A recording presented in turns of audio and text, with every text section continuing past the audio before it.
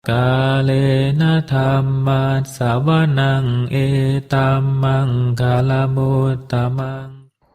Part 7a, Seni Hidup, The Art of Living, Meditasi Vipassana, sebagaimana diajarkan oleh S.N. Goenka. Diringkas oleh William Hart, Vipassana Research Institute. Ahli bahasa, Dr. Anda Yasodhara Wena Sintiawati, Dr. Anda Sujata Lani Anggawati. Buku ini diterjemahkan bab demi bab untuk dibaca bersama sebelum acara meditasi kelompok setiap Jumat di Wisma Sambodhi, Klaten. Bab 7 mengenai pelatihan kebijaksanaan ini akan terbagi menjadi 2 video, yaitu part 7a dan part 7b. Baiklah, kita mulai untuk video part 7a. Bab 7, Pelatihan Kebijaksanaan. Sila dan samadhi bukan merupakan hal yang khas ajaran Buddha. Dua hal itu telah sangat dikenal dan telah dipraktekkan sebelum beliau mencapai pencerahan. Sebenarnya, ketika sedang mencari jalan menuju pembebasan, sang calon Buddha telah dilatih samadhi oleh 2 gurunya. Di dalam membabarkan latihan ini, Buddha tidak berbeda dengan guru-guru agama konvensional lainnya. Semua agama menekankan perlunya tingkah laku yang bermoral. Dan agama juga menawarkan kemungkinan mencapai keadaan-keadaan sukha atau sukacita. Bisa lewat doa, lewat ritual, lewat puasa, dan berbagai pelatihan keras lainnya. Atau lewat berbagai bentuk meditasi. Tujuan pelatihan seperti itu adalah sekedar mencapai suatu keadaan penyerapan mental yang dalam. Ini adalah kegembiraan besar yang dialami oleh para mistik religius. Konsentrasi semacam ini, walaupun tidak dikembangkan sampai ke tingkat trance atau tak sadar, akan sangat membantu. Konsentrasi ini menenangkan pikiran dengan mengalihkan perhatian dari situasi di mana orang biasanya bereaksi dengan lobha dan dosa. Menghitung dengan perlahan-lahan sampai angka 10 guna mencegah ledakan kemarahan merupakan bentuk dasar samadhi. Mungkin bentuk lain yang lebih jelas adalah pengulangan suatu kata atau mantra, atau konsentrasi pada suatu objek visual. Semuanya bisa dipakai. Ketika perhatian dialihkan ke objek yang berbeda, pikiran akhirnya menjadi tenang dan damai. Tetapi ketenangan yang dicapai dengan cara ini bukanlah pembebasan yang nyata. Memang praktek konsentrasi memberikan manfaat-manfaat yang besar. Tetapi praktek ini hanya bekerja pada tingkat alam pikiran sadar. Hampir 25 abad sebelum penemuan psikologi modern, Buddha telah menyadari adanya pikiran bawah sadar yang beliau sebut anusaya. Beliau mendapati bahwa mengalihkan perhatian merupakan suatu cara yang efektif untuk menghadapi lobha dan dosa pada tingkat dasar. Tetapi mengalihkan perhatian ini sebenarnya tidak menghapus lobha dan dosa, melainkan mendorongnya masuk ke dalam alam pikiran bawah sadar. Di situ, lobha dan dosa tetap sama berbahayanya seperti sebelumnya, sekalipun dalam keadaan laten atau tidur. Pada permukaan pikiran, mungkin ada selapis kedamaian dan harmoni. Tetapi di kedalaman pikiran, terdapat gunung berapi tidur yang terdiri dari negativitas yang ditekan. Cepat atau lambat, gunung ini akan meletus dengan dahsyat. Buddha mengatakan, jika akar-akarnya tetap tak tersentuh dan kokoh tertancap di dalam tanah, sebatang pohon yang sudah ditebang pun masih akan bertunas baru. Jika kebiasaan lobha dan dosa yang mendasarinya tidak dicabut akarnya, penderitaan akan muncul lagi berulang-ulang. Selama masih tetap berada di dalam pikiran bawah sadar, pengondisian akan melejitkan tunas-tunas baru begitu ada kesempatan yang menyebabkan penderitaan. Karena itu, sekalipun telah mencapai keadaan tertinggi yang bisa dicapai lewat praktek konsentrasi, sang calon Buddha tidak merasa telah mencapai pembebasan. Beliau memutuskan untuk terus melanjutkan pencahariannya dengan tujuan memperoleh jalan keluar dari penderitaan. jalan menuju kebahagiaan. Beliau melihat dua pilihan. Yang pertama adalah jalan memanjakan diri, memberi izin bebas pada diri sendiri untuk melampiaskan pemuasan bagi semua nafsunya. Ini adalah jalan keduniawian yang diikuti kebanyakan orang, entah disadari atau tidak. Tetapi beliau melihat dengan jelas bahwa jalan ini tidak bisa menuju kebahagiaan. Tidak ada seorang pun di alam semesta ini yang nafsu-nafsunya selalu bisa terpenuhi. Dalam kehidupan ini, tidak mungkin segala yang diinginkan terjadi, sedangkan yang tidak diinginkan tidak terjadi. Orang-orang yang mengikuti jalan ini pasti akan menderita. Mereka tidak akan bisa memenuhi nafsu-nafsunya. Maka mereka menderita kekecewaan dan ketidakpuasan. Tetapi mereka juga sama menderitanya jika nafsu-nafsunya bisa terpuaskan. Mereka menderita ketakutan. Takut kalau objek yang diinginkan itu lenyap. Takut kalau saat pemuasan itu hanya sekejap saja. Padahal senjatanya memang demikian. Dalam mencari, memperoleh, atau tidak memperoleh pemuasan nafsu-nafsunya pun, orang tetap saja selalu gelisah. Sang calon Buddha sendiri telah mengalami jalan ini sebelum meninggalkan kehidupan duniawi dan menjadi pertapa. Maka beliau tahu bahwa jalan itu tidak mungkin merupakan jalan menuju kedamaian. Pilihan lain adalah jalan mengendalikan diri, sengaja menahan diri dari pemuasan nafsu. Di India, 2500 tahun yang lalu, jalan penolakan diri ini ditempuh secara ekstrim dengan cara menghindari segala macam pengalaman yang menyenangkan dan menyakiti diri sendiri dengan pengalaman-pengalaman yang tidak menyenangkan. Dasar pemikiran dari menghukum diri ini adalah bahwa hal ini akan membuat orang sembuh dari kebiasaan loba dan dosa, sehingga pikiran bisa dimurnikan. Praktek kekerasan semacam ini merupakan gejala kehidupan keagamaan di seluruh dunia. Sang calon Buddha juga telah mengalami jalan ini bertahun-tahun setelah beliau menjalani kehidupan tak berumah. Beliau telah mencoba berbagai macam praktek bertapa, sampai ke titik di mana tubuhnya menjadi kurus kering tinggal kulit dan tulang. Tetapi tetap saja beliau mendapati bahwa dirinya belum terbebaskan. Menyakiti dan menghukum tubuh tidak memurnikan pikiran. Penahanan diri tidak perlu dilaksanakan sampai se ekstrim itu. Orang bisa mempraktekkan dengan cara yang lebih moderat, dengan cara tidak memuaskan nafsu-nafsu itu, karena hal itu pasti akan melibatkan tindakan-tindakan yang tidak bajik. Jenis kontrol diri ini tampaknya jauh lebih baik dibandingkan dengan memanjakan diri. Dengan berpraktek, orang setidak-tidaknya bisa menghindari tindakan-tindakan yang tidak bermoral. Tetapi, jika kontrol diri ini dicapai hanya lewat penekanan diri, ketegangan-ketegangan mental akan menumpuk sampai ke tingkat yang berbahaya. Semua nafsu yang ditekan akan meningkat bagaikan air bah di dalam bendungan penolakan diri. Suatu hari, bendungan itu pasti akan pecah dan meluapkan banjir dahsyat yang menghancurkan. Selama pengkondisian tetap berada di dalam pikiran, kita tidak bisa merasa aman atau damai. Sila, walaupun sangat bermanfaat, tidak bisa dipertahankan hanya lewat kekuatan kemauan saja. Mengembangkan samadhi akan sangat membantu, tetapi ini pun hanya merupakan suatu jalan keluar sebagian.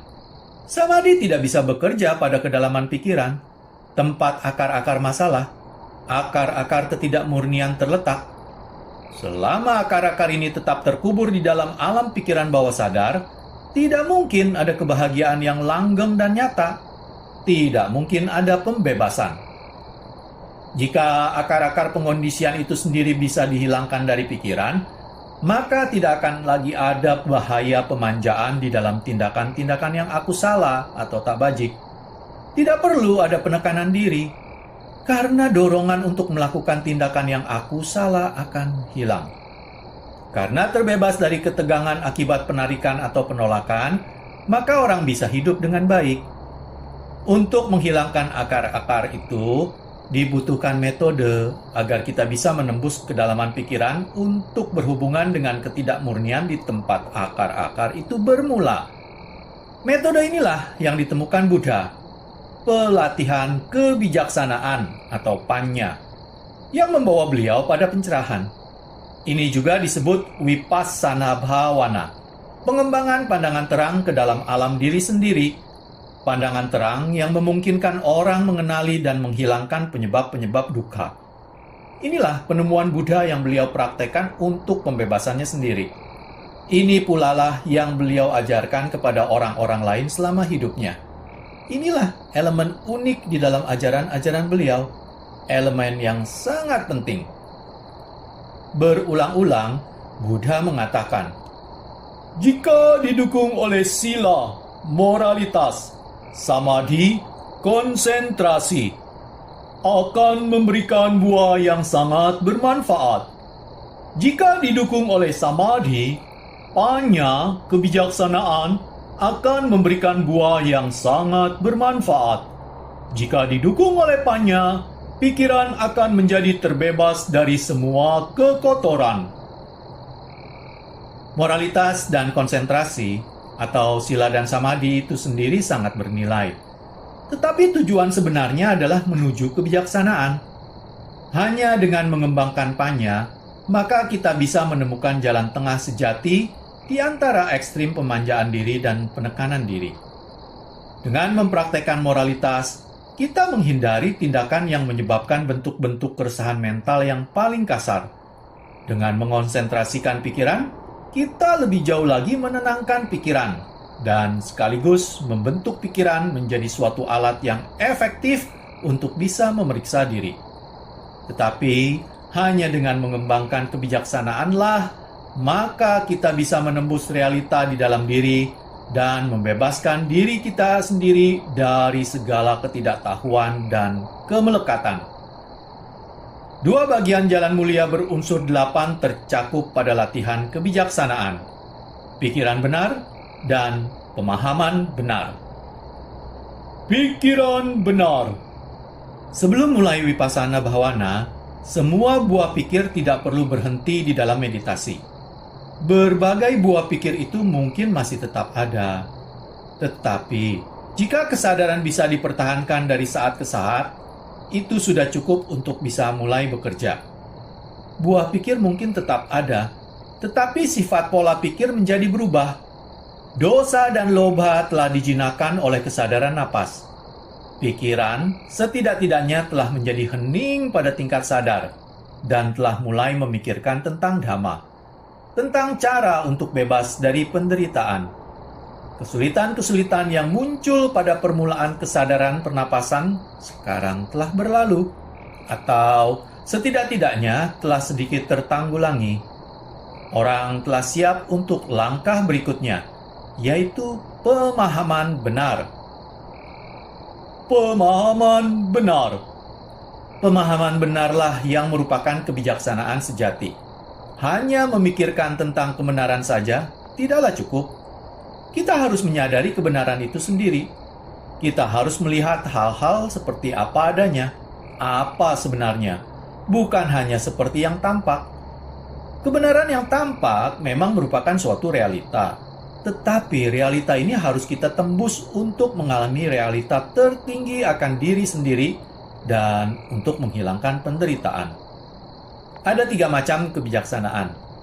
Kebijaksanaan yang diterima, Sutta Maya Panya. Kebijaksanaan intelektual, Cinta Maya Panya. Dan kebijaksanaan pengalaman, Bhavana Maya Panya. Arti harfiah dari kata-kata Sutta Maya Panya adalah kebijaksanaan yang didengar, yaitu kebijaksanaan yang dipelajari lewat orang lain. Misalnya dengan membaca buku atau mendengarkan khotbah atau ajaran. Ini adalah kebijaksanaan orang lain yang kemudian diambil seseorang sebagai kebijaksanaannya sendiri.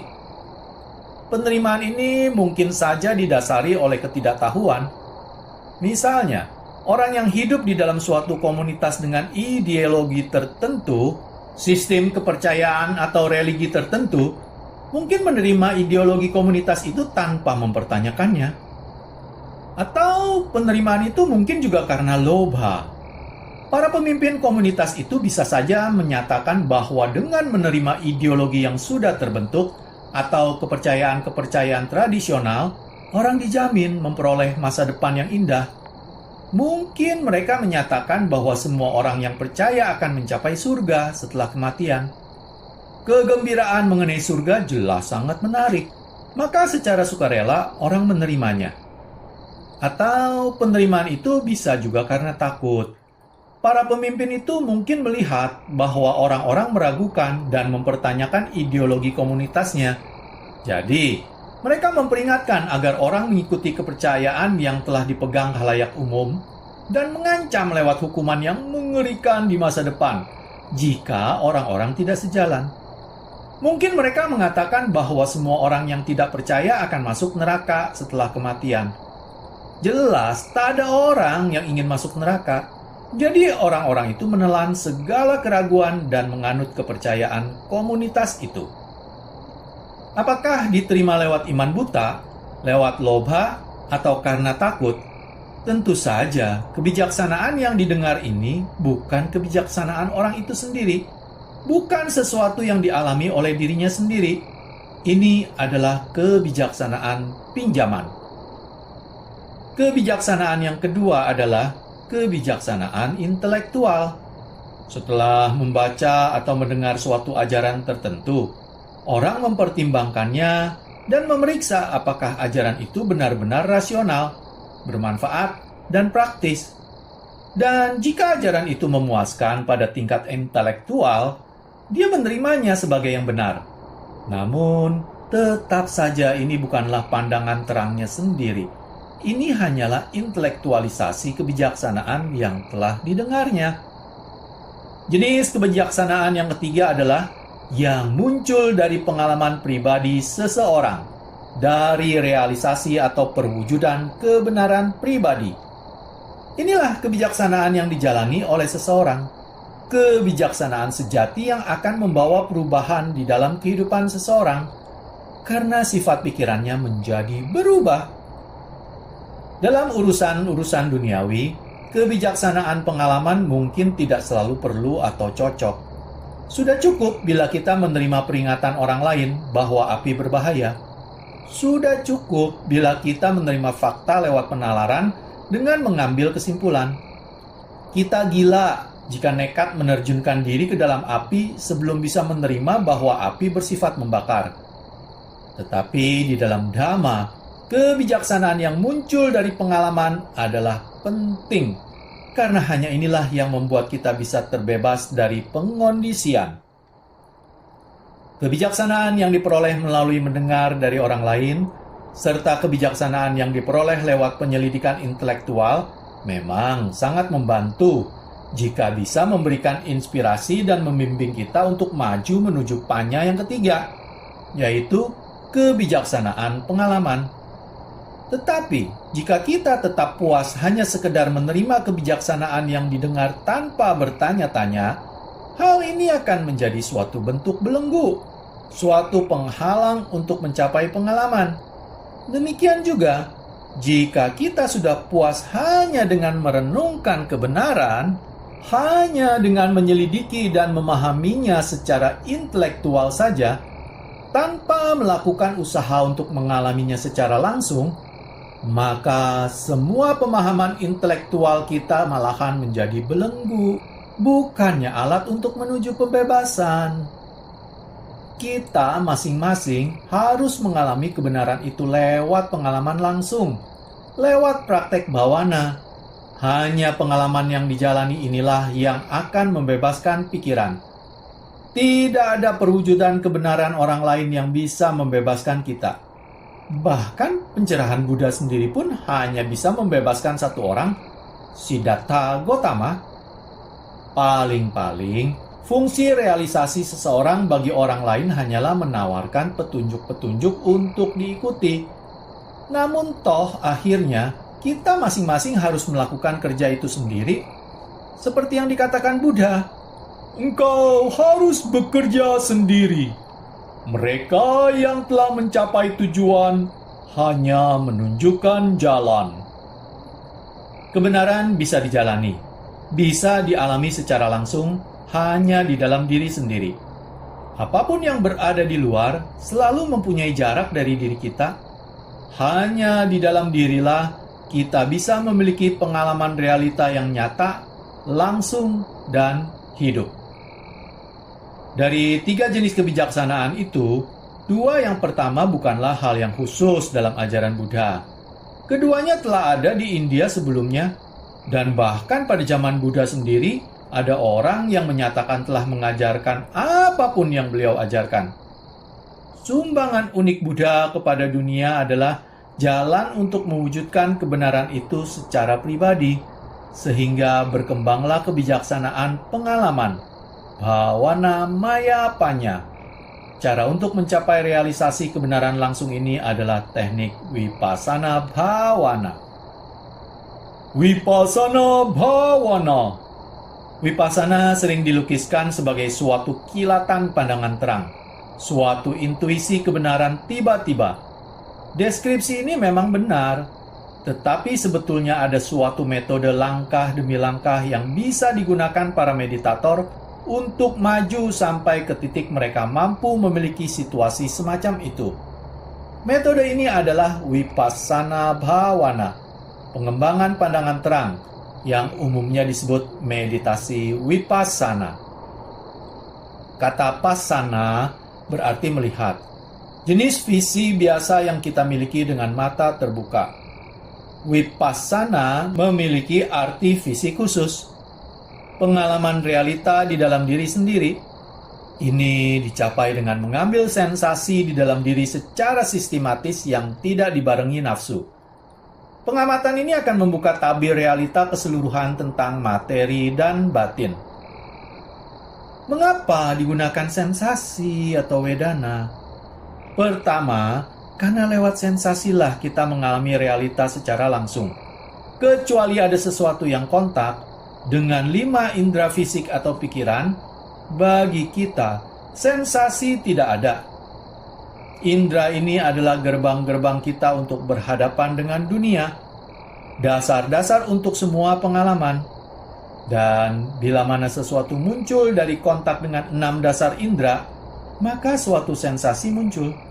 Buddha menjelaskan prosesnya sebagai berikut.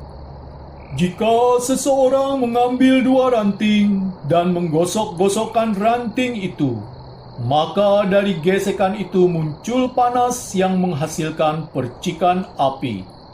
Demikian juga, sebagai akibat dari kontak yang menimbulkan pengalaman yang menyenangkan, muncullah sensasi yang menyenangkan. Sebagai akibat dari kontak yang menimbulkan pengalaman yang tidak menyenangkan, muncullah sensasi yang tidak menyenangkan. Sebagai akibat dari kontak yang menimbulkan pengalaman yang netral, muncullah sensasi yang netral. Kontak suatu objek dengan pikiran atau tubuh menghasilkan suatu percikan sensasi. Jadi, sensasi merupakan rantai penghubung. Melalui sensasi, kita mengalami dunia dengan segala macam gejalanya, baik fisik maupun mental. Untuk mengembangkan kebijaksanaan pengalaman, kita harus menyadari apa yang sebenarnya kita alami. Kita harus mengembangkan kesadaran akan sensasi. Lebih jauh lagi, sensasi fisik sangat erat hubungannya dengan pikiran. Dan seperti biasa, sensasi juga menawarkan suatu refleksi keadaan mental saat ini. Ketika objek mental, buah pikir, hayalan, emosi, kenangan, harapan, rasa takut, kontak dengan pikiran, muncullah sensasi. Setiap buah pikir, setiap emosi, setiap tindakan mental pasti dibarengi sensasi yang sama pada tubuh. Oleh karena itu, dengan mengamati sensasi fisik kita, juga mengamati pikiran. Sensasi sangat diperlukan untuk menjelajahi kebenaran sampai ke dalam. Apapun yang kita temui di dunia ini akan menimbulkan suatu sensasi di dalam tubuh. Sensasi merupakan persimpangan tempat pikiran dan tubuh bertemu. Walaupun bersifat fisik, Sensasi juga merupakan salah satu dari 4 proses mental. Dalam kurung bab 2, Winyana, Sanya, Wedana, Sangkara. Sensasi muncul di dalam tubuh dan dirasakan oleh pikiran.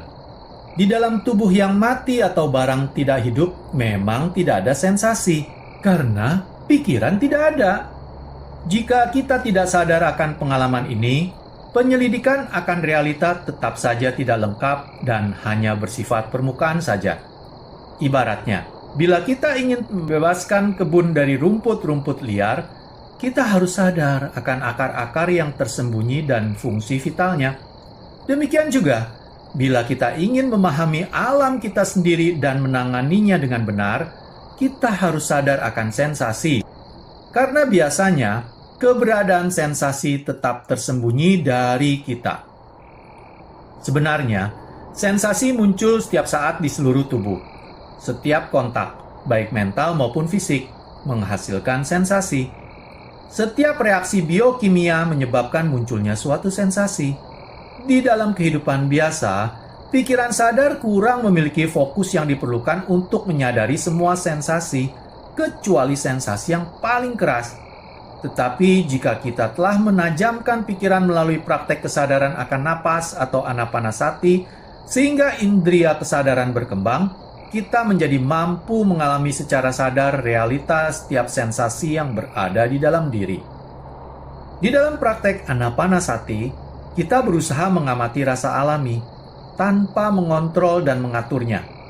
Demikian juga dalam melatih Vipassana Bhavana, kita hanya mengamati sensasi tubuh. Kita menggerakkan perhatian secara sistematis ke seluruh struktur tubuh, dari kepala ke kaki dan dari kaki ke kepala, dari satu ujung ke ujung yang lain. Tetapi sewaktu melakukannya, kita tidak mencari suatu jenis sensasi tertentu, dan kita juga tidak berusaha menghindari sensasi tertentu. Usaha kita hanyalah mengamati secara objektif, menyadari sensasi apapun yang mewujudkan dirinya di seluruh tubuh. Sensasi ada berbagai macam. Rasa panas, rasa dingin, rasa berat, rasa ringan, rasa gatal, rasa berdenyut, rasa mengkerut, rasa mengembang, rasa sakit, rasa menggelitik, rasa berdebar, rasa bergetar, atau apa saja. Meditator tidak mencari sesuatu yang luar biasa. Dia hanya sekedar berusaha mengamati pengalaman fisik yang alami, yang biasa. Kita juga tidak melakukan usaha untuk menemukan penyebab sensasi. Sensasi mungkin muncul karena kondisi udara, karena postur duduk, karena akibat penyakit lama atau kelemahan tubuh, atau bahkan karena makanan yang telah ditelan. Alasannya tidaklah penting dan tidak usah diurus. Yang penting, kita menyadari sensasi yang muncul pada saat ini di bagian tubuh tempat perhatian difokuskan. Ketika memulai praktek ini, mungkin pada mulanya bisa kita lihat sensasi di beberapa bagian tubuh tertentu saja. Indera kesadaran belum sepenuhnya berkembang. Jadi, kita hanya mengalami sensasi yang kuat, bukan sensasi yang lebih halus dan lebih lembut. Tetapi, kita terus memberikan perhatian ke setiap bagian tubuh secara bergiliran. Kita menggerakkan fokus kesadaran dengan urutan yang sistematis, tidak membiarkan perhatian tertarik oleh sensasi yang lebih menonjol. Setelah mempraktekkan pelatihan konsentrasi, kita telah mengembangkan kemampuan untuk menancapkan perhatian pada suatu objek kesadaran yang dipilih. Sekarang, kita menggunakan kemampuan ini untuk menggerakkan kesadaran ke setiap bagian tubuh dengan teratur, tidak melompat-lompat dari suatu bagian yang sensasinya tidak jelas menuju ke bagian lain yang sensasinya menonjol. Kita juga tidak berlama-lama merasakan sensasi-sensasi tertentu, serta tidak berusaha untuk menghindarinya. Dengan cara ini, lambat laun kita mencapai tahap bisa mengalami sensasi di setiap bagian tubuh. Ketika orang mulai praktek anapanasati, pernapasan sering terasa agak berat dan tidak teratur. Kemudian lambat laun pernapasan menjadi lebih tenang dan lebih ringan, lebih lembut dan lebih halus. Demikian pula, ketika memulai praktek Vipassana Bhavana, Orang sering mengalami sensasi yang tidak menyenangkan, yang kuat, yang kasar, yang tampaknya berlangsung lama.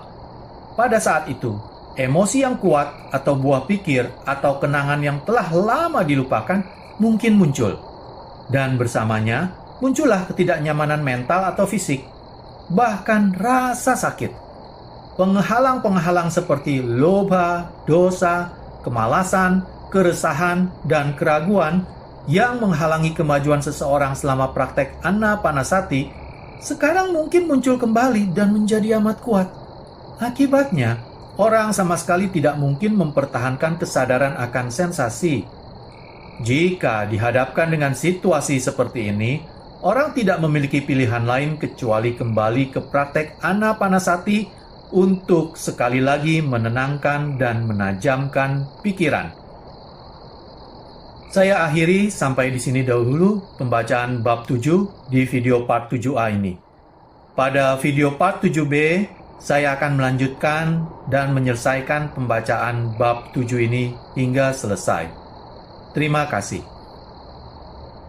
Kalena dhammat savanang etammang kalamuttamaং